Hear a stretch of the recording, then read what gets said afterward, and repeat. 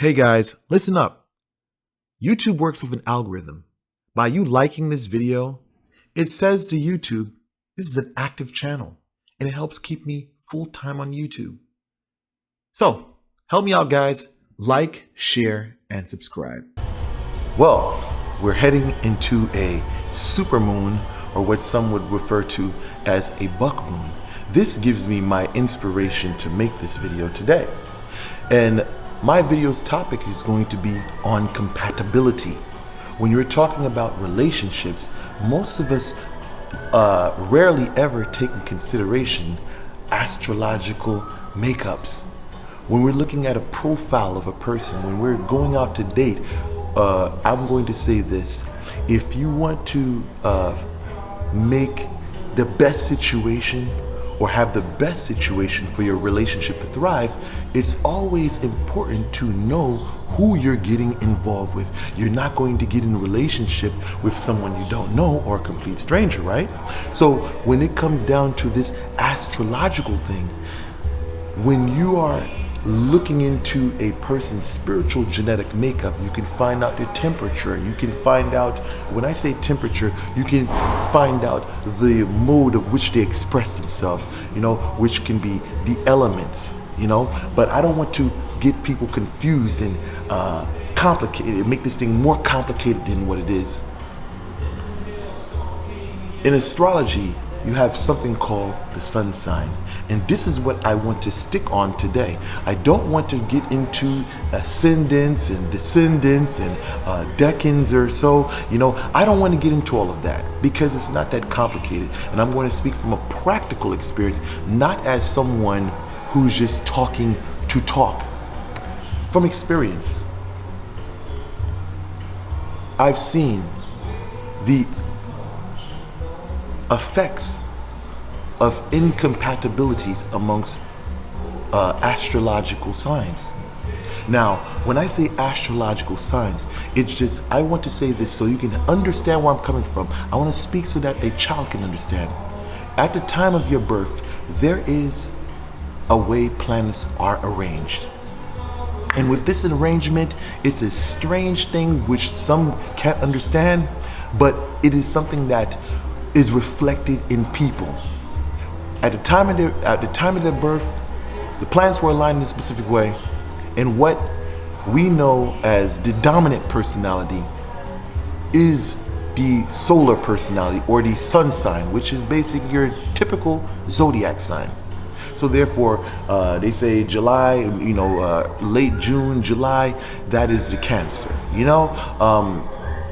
Basically, you understand where I'm going with this. So people that have the basic knowledge of astrology, depending on what time of the month you're born, you know what your zodiac sign is. And just speaking for the common person to understand, because I don't want to get technical, because there's a lot of people that get technical and they lose people. Now, one thing I'm going to say to get you guys to understand, to get you to see my point of view,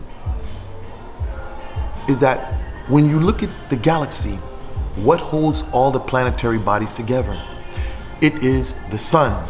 So this is why I'm saying that the sun sign is essential when you are indulging into your relationships, especially if you're into the magie. See, I'm not talking as an astrologer whatsoever. I'm talking about a person that is into practical magie. I'm going to break it down like this for you. You have water signs: Cancer, Pisces, Scorpio. You have fire signs: Aries, Sagittarius, Leo. Now, by nature, water and fire barely ever mixes. Now, you have air signs: Gemini, Aquarius, Libra. Earth signs: Capricorn, Taurus, Virgo. When these opposite elements come together, it causes issues, it causes strife. You may have a Cancer and an Aries that gets together. Nothing but utter conflict. You have one person that wants to go in one direction. The Aries wants to be energetic, wants to be, out in the move, out and about, on the go. The Cancer wants to stay home. The Aries needs its space. The Cancer wants to be very clingy. These are things that arise. So, when you start to look into this, and I'm going to say investigate. I want to say this. I'm not the rule book, the one that makes the rules. I would say, if I would say this, that it would be best for you to start to investigate, start to do your research, and start putting up profiles for people when you go out on a date, or when you're in your dating life. Like, when I say these elements, if you're in Aries,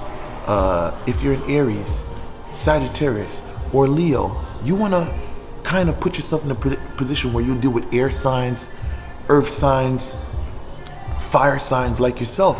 Because when you start going into the Cancers and Pisces and Scorpios, you're going to find out, this is not for you. Scorpios may be too jealous for you if you're a Leo, or it's not even with Leo. There may be a conflict of power because one does not want to compromise. Those are what they're considered fixed signs. And then when you go to Aries, the Aries wants a freedom, and now you're dealing with Scorpio. This Scorpio is constantly on you, and you feel like you're in prison. You feel like you're being oppressed because you can't live your life. So this is just to aid what you got going on. I know this is some truth that I haven't spoken about in the past whatsoever, but now that I'm expanding my challenge, in my channel, and expanding my knowledge, I just want to touch on things, on new topics whatsoever, cover new ground. But as far as astrological compatibility, I'm not going to make this as the rule, or this is what it is 100%. As far as a person that's into astrology, if this is your thing, it's something to take a look at. Again, there's a difference between an astrologer and a practicing magicien. So don't get these two things confused. Today I'm speaking as a magicien with some knowledge of astrology. I'm not trying to put this point of view on you. Just have an open mind. Be receptive to the knowledge. Give it a skim through. And I would say to those that are not into astrology, start picking up little books here and there. Get comfortable with the understanding, the terminologies, aspects and things of that nature. These things will just further your game in what you're doing. So with that said, I conclude this video. Thank you guys for watching. Like, share, and subscribe.